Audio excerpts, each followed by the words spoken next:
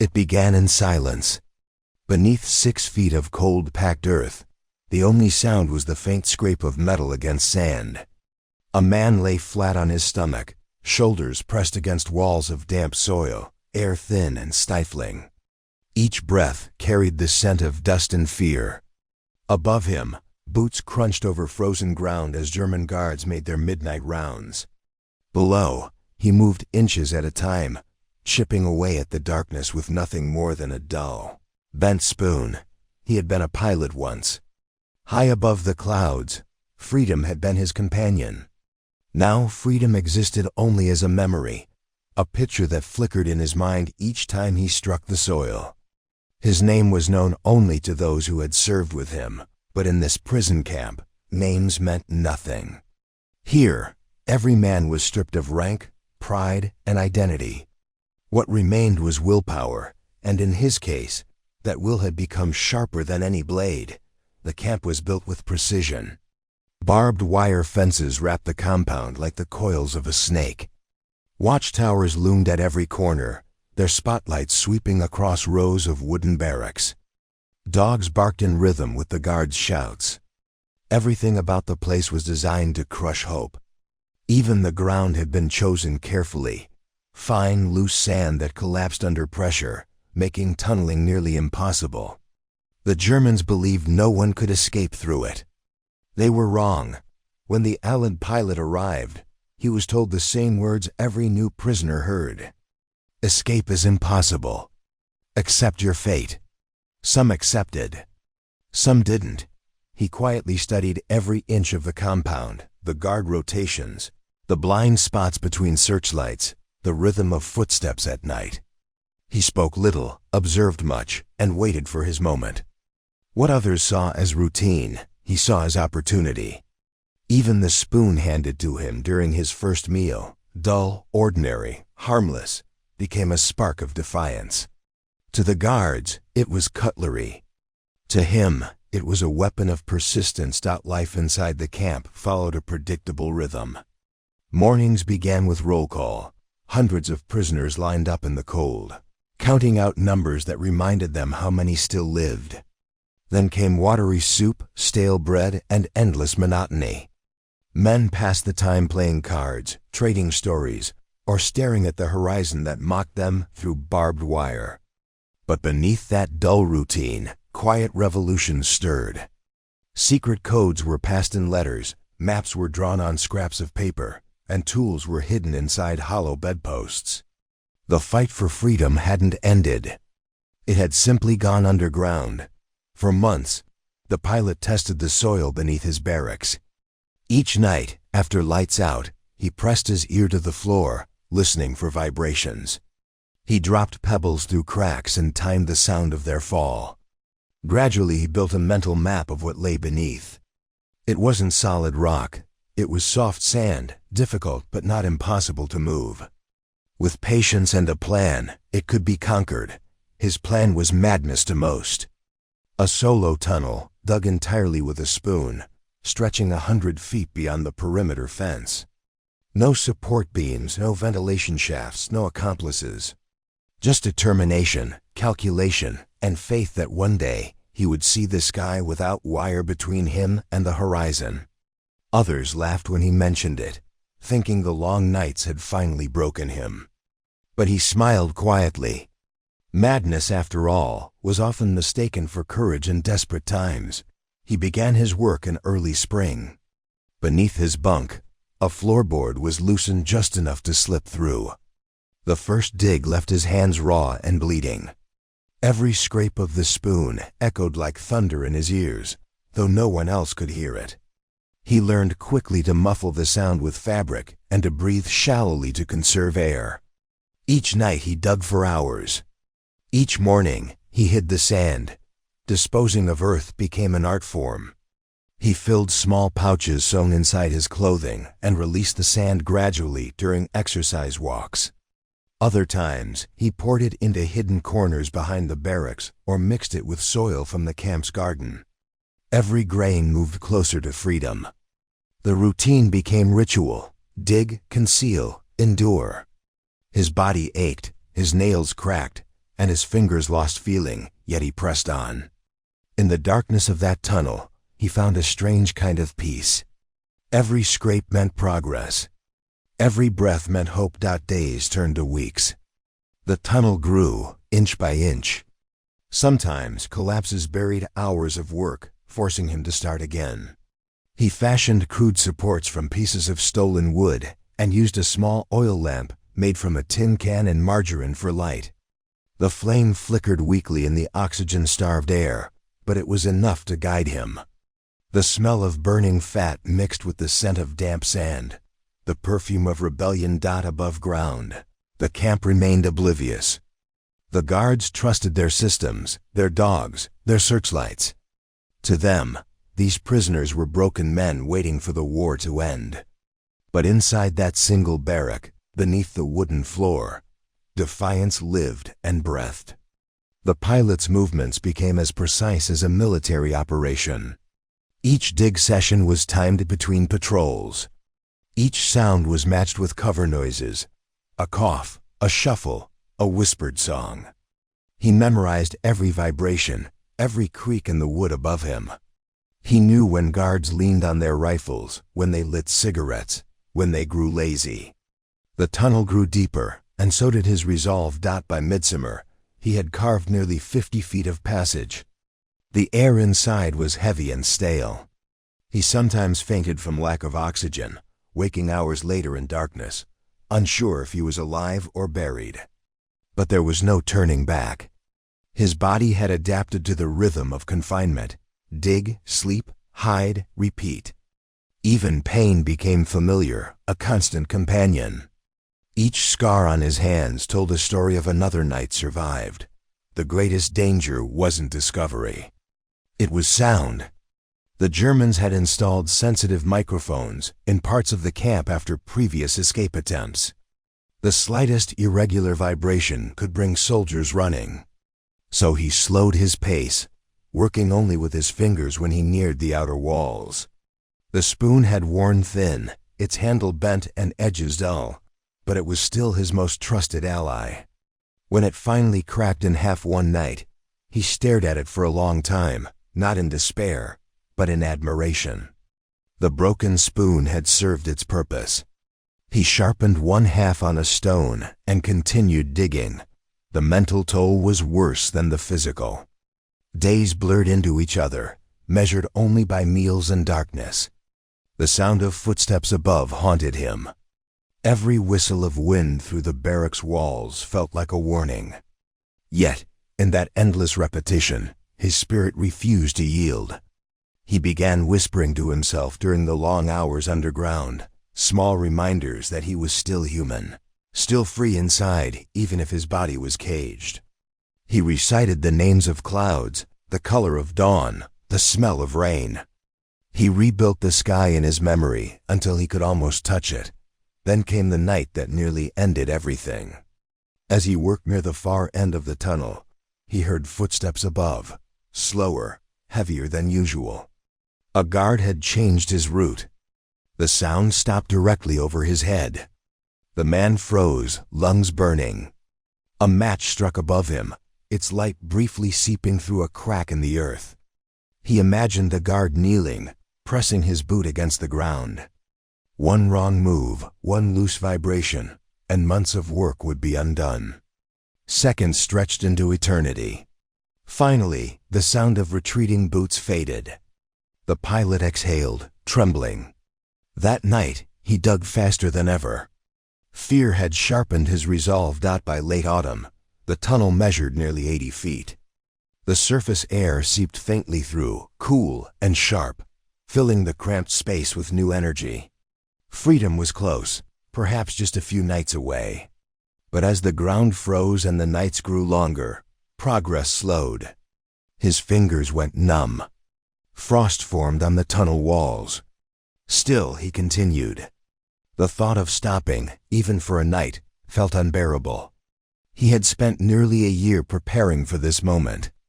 Surrender was no longer an option. Inside the camp, rumors spread of another escape attempt. A group of officers planning a large-scale tunnel under the kitchen. The pilot listened silently, knowing his own secret path was already deeper, closer, and quieter than theirs. He wished them well, but never revealed his plan. One man could disappear quietly. Groups left trails. His would leave none. On a moonless night in early winter, he reached what he believed to be the perimeter. The air smelled different, fresher, tinged with pine. He could hear distant footsteps from the outer patrols. For hours he tested the ceiling with gentle taps, feeling for the thin layer of earth separating him from open air. Then, using the sharpened half of his spoon, he began cutting through the final barrier. Each scrape sent his heart pounding. When the first stream of cold air rushed in, he knew he'd done it. He waited until the following night to make the final move. The escape would have to be timed perfectly, between the two longest guard rotations. One mistake, one noise too loud, and the tunnel would become his grave. As the barracks fell silent, he whispered a short prayer, tucked his makeshift knife into his belt, and lowered himself into the hole. Behind him, the floorboard slid quietly back into place. Ahead of him, darkness waited. He crawled forward, dragging a small bag of food and a compass stolen from the infirmary. The tunnel walls pressed against his chest and back. Every breath scraped the soil. His elbows and knees screamed in pain, but he kept moving. The air grew colder with each inch. Somewhere above, a spotlight swept across the ground, casting long shadows. He could hear muffled voices, guards exchanging jokes, the clink of rifles. He stopped, waited, then moved again. Finally, his hand touched open space. He pushed upward gently, breaking through the thin crust of frozen soil. A gust of wind hit his face, carrying the scent of freedom, pine, earth, and smoke.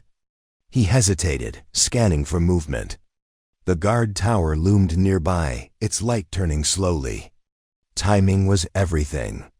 When the beam turned away, he pulled himself out, body trembling, heart racing faster than it had ever done in combat. For a moment, he stood motionless, staring at the endless forest beyond the camp.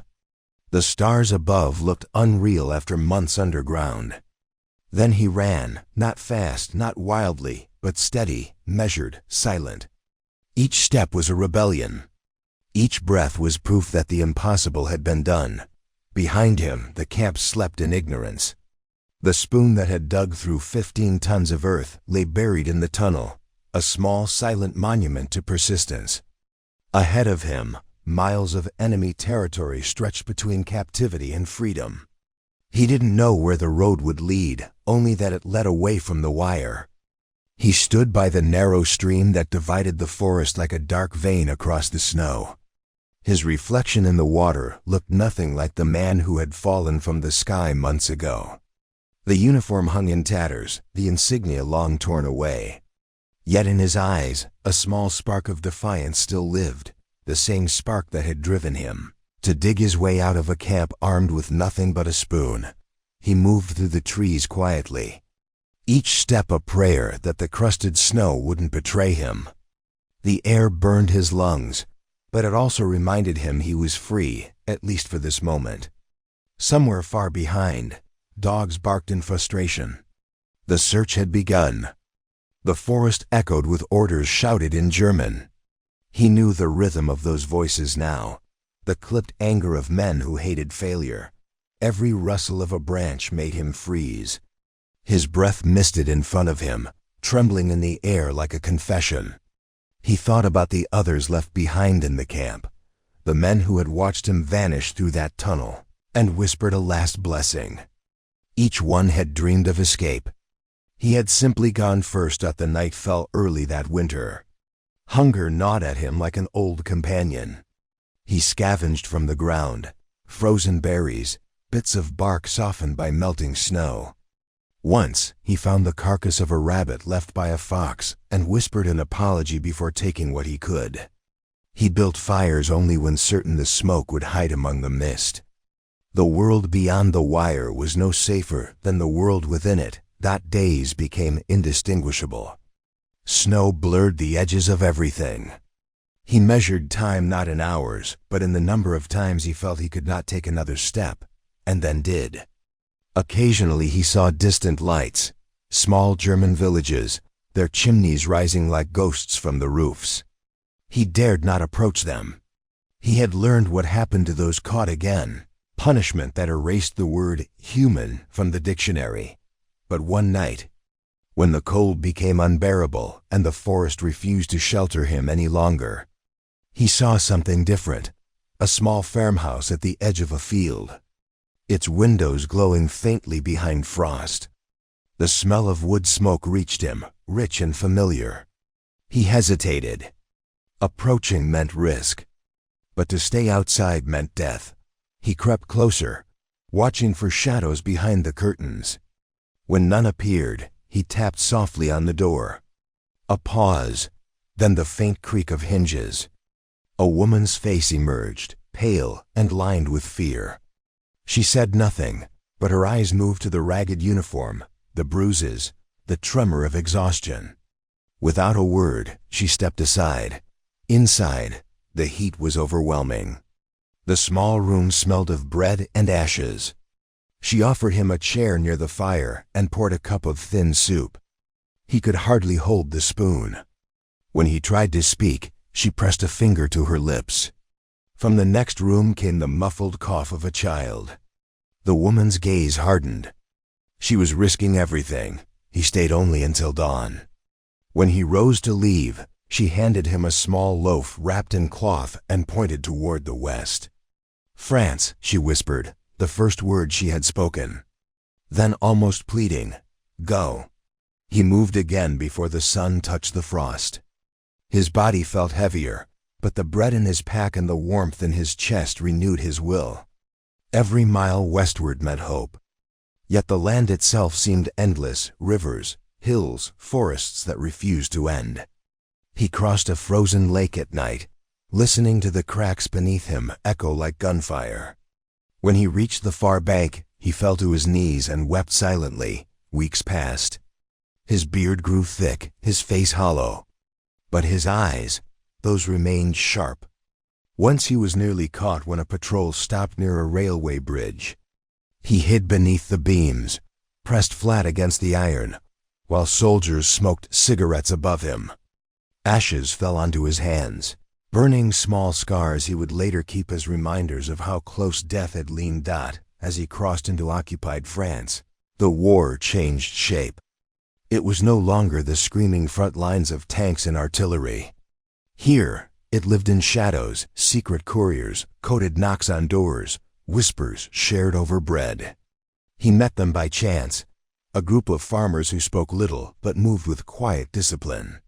One of them, a tall man with a limp, looked at him and nodded. That was enough. They hid him in a cellar under sacks of grain. He slept there for days, barely moving, as planes droned overhead. The men spoke of resistance, of sabotage, of messages sent to London through radios no larger than a loaf of bread. When they asked who he was, he simply said, "A pilot who fell." They did not ask more. In war, names were dangerous. Through them, he learned routes, paths through the countryside, safe houses, ways to cross checkpoints. He carried nothing but courage and the memory of men still imprisoned behind wire. Each step now felt like walking for all of them. Once, while crossing a valley at dawn, he stumbled upon the wreckage of a downed aircraft half buried in snow. The insignia was allied. Inside, a frozen hand still gripped the control stick. He buried the man with his bare hands, marking the spot with a single stone. There were no prayers left to say, only silence. The closer he got to freedom, the heavier his conscience became. Each safe house that sheltered him risked entire families. He saw fear in the faces of those who offered him food, fear born not of cruelty, but of survival. Yet every kindness restored a small piece of humanity the war had tried to destroy. When spring began to melt the fields, he reached the foothills of the Pyrenees, the last great barrier between occupied France and Spain. Freedom lay beyond, but so did exhaustion. The mountains rose like stone sentinels, their peak still covered in snow. The locals warned him. Many who attempted the crossing never returned. But after all he had survived, how could he turn back? He began the ascent one evening, guided by a smuggler who knew the terrain. The man spoke little English, but his gestures were clear. Follow closely, stay silent, no fires. They climbed through the night. The path wound around cliffs where one misstep meant falling into darkness. Wind howled through the crevices, carrying memories of every soldier lost to the cold. Halfway up, a snowstorm struck. The guide urged him to take shelter beneath an overhang. Hours passed. The storm did not relent. When morning came, the guide was gone, vanished into the white. Whether he had fled or fallen, he never knew. Alone again, the pilot pushed onward. His spoon, the same tool that had freed him from captivity, now served as a makeshift shovel to dig through drifts, blocking the path. At last, after days of climbing and sliding, he reached the summit. Below lay a vast valley, green and gold under the sun, Spain. He collapsed, not in triumph but in disbelief. The war was still raging somewhere beyond those mountains, but for him it had finally loosened its grip. He made his way down slowly, guided by streams and instinct. Locals found him near a village and, seeing the state he was in, carried him to a small church. There, for the first time in months, he slept without fear. When he awoke, he heard the sound of bells, gentle, human, alive. He did not see himself as a hero. He was one man among thousands who had dreamed of freedom. Yet his escape became a whisper that spread through camps across Europe, a story of defiance told in secret, giving others something to hold on to. A man had dug his way to liberty with a spoon. If he could, perhaps they could too. Even after the war ended, he carried that spoon everywhere, a relic, not of metal, but of will. Sometimes he would place it on his table, staring at it in silence, remembering the cold earth beneath his fingers. To others, it was just an object. To him, it was proof that even the smallest tool could defeat walls built by empires. Years later, when people asked how he survived, he never spoke of luck or destiny. He simply said, "Because I believed there was still something worth escaping for." The story of one man, faceless and ordinary, who refused to surrender to captivity, became a symbol of endurance. Behind every battle, every front line, there were those whose victories were unseen, the quiet triumphs of men who clawed their way back to the world. Freedom did not come with a parade. It came in whispers, in bread shared between strangers, in nights when the wind no longer carried gunfire. In Spain, the pilot recovered slowly, his body weak but his mind still replaying every second of the escape. Even in safety, he woke at night to phantom alarms, the imagined bark of guards, the clatter of boots against concrete floors. War had built a home inside his nerves, and it refused to leave easily.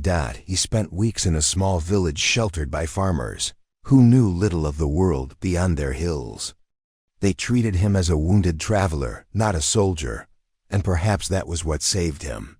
Here, he was simply a man learning again how to live without fear. The children watched him curiously, drawn to the strange foreigner who flinched at every slammed door. He would smile and show them the small metal spoon, polished now from constant handling. They never understood its meaning, but they laughed when he made it disappear and reappear like a magician. Eventually, with the help of diplomats and sympathetic locals, he reached British authorities. Papers were arranged. Uniforms replaced. Within weeks, he found himself on a train headed toward Gibraltar, the sea shimmering outside the window. He stared at the horizon and felt the distance between who he had been and who he had become. When he stepped aboard the ship bound for England, the salt air filled his lungs like a promise. Around him, other men in tattered uniforms whispered in disbelief. They too had escaped camps, crossed mountains, outrun death. Their stories were different, but the silence between them said everything. They had seen the same darkness, and somehow found their way through. Back in London, the city was still marked by war, bombed streets, ration lines, the smell of smoke that never truly faded. Officials debriefed him for hours. They wanted to know how he had escaped, what he had seen, how the camps were guarded. He answered carefully, always remembering the faces of those who had helped him. Some names he refused to give, knowing that others were still fighting quietly in occupied lands. After the questions ended, they offered him rest, but rest felt impossible. He requested to return to service, though his superiors hesitated. His body bore scars. His mind carried something deeper. Yet his eyes, steady and determined, convinced them. War demanded everything, and those who had already faced the worst were often the first to volunteer again. He flew missions once more, not out of duty alone, but from an unspoken understanding that freedom demanded constant defense. Each takeoff was a reminder of those still behind wire, still digging, still dreaming. The cockpit became both a weapon and a sanctuary. Above the clouds, the world was silent. No guards, no fences, only the sound of engines and wind. As the war dragged on, the tide began to shift. The Allies advanced. Camps were liberated.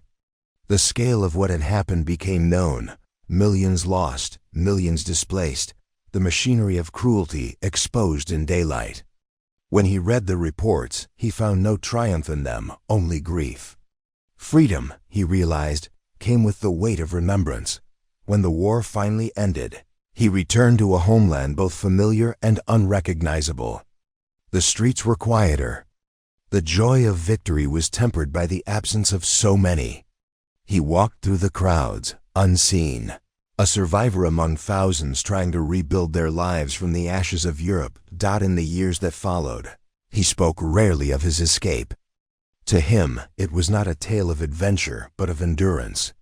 Friends urged him to write it down, to let the world know how one man defied a regime armed with only a spoon. But he refused, saying that heroism belonged to those who never made it out, the ones who kept others alive through a joke, a song, a shared crust of bread. Still, the story found its way into the world. Others who had known him told fragments of it, and those fragments spread. It became part of a quiet legacy, the reminder that courage often lives not in grand gestures, but in the stubborn refusal to surrender. As age crept upon him, he settled into a small home near the coast. The sea became his companion again, vast, patient, eternal. Sometimes in the evenings he would sit by the window, the spoon resting beside a cup of tea. Visitors would ask to see it, expecting some ornate relic of war. Instead, they found a simple, worn utensil, its edges smoothed by years of use. He would smile faintly and say, "This little thing once dug a hole big enough for a man's freedom." He never romanticized it. He knew what the price of that freedom had been. The men who had watched him disappear into the earth never all returned. Their laughter still echoed in his memory, mingling with the clang of distant gates. For every man who escaped, dozens were caught.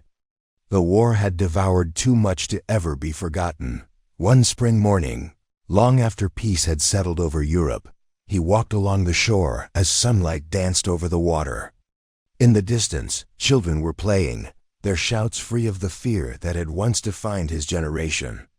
He paused, closed his eyes, and let the sound wash over him. That, he thought, was the truest victory, not medals, not memorials, but the simple laughter of those who would never know what captivity meant. In his final years, when asked what the war had taught him, he would answer slowly, his voice steady but soft, that the human spirit, he said, is not measured by strength or weapons. It's measured by what we hold on to when everything else is taken away. He died quietly, without ceremony, in the same silence that had once saved his life. Among his few possessions was a small wooden box. Inside lay the spoon, wrapped in cloth, and a note in faded handwriting, not a weapon.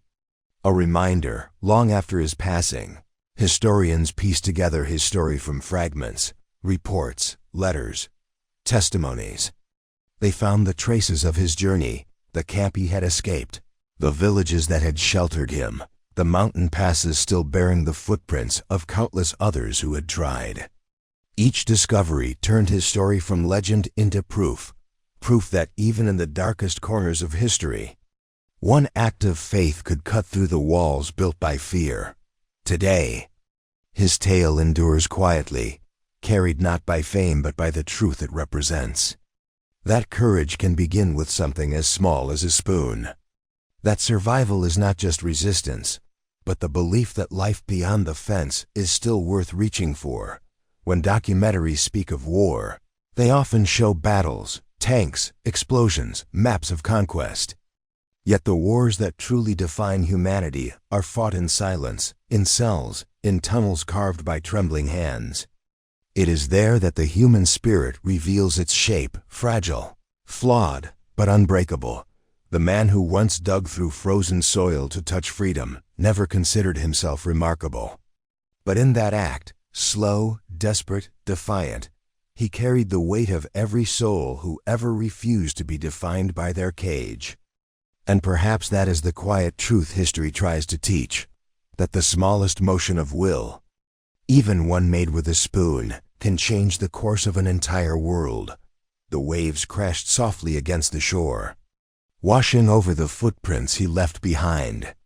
The sky turned gold. Somewhere, in another time, a man still knelt in the dark, digging toward light.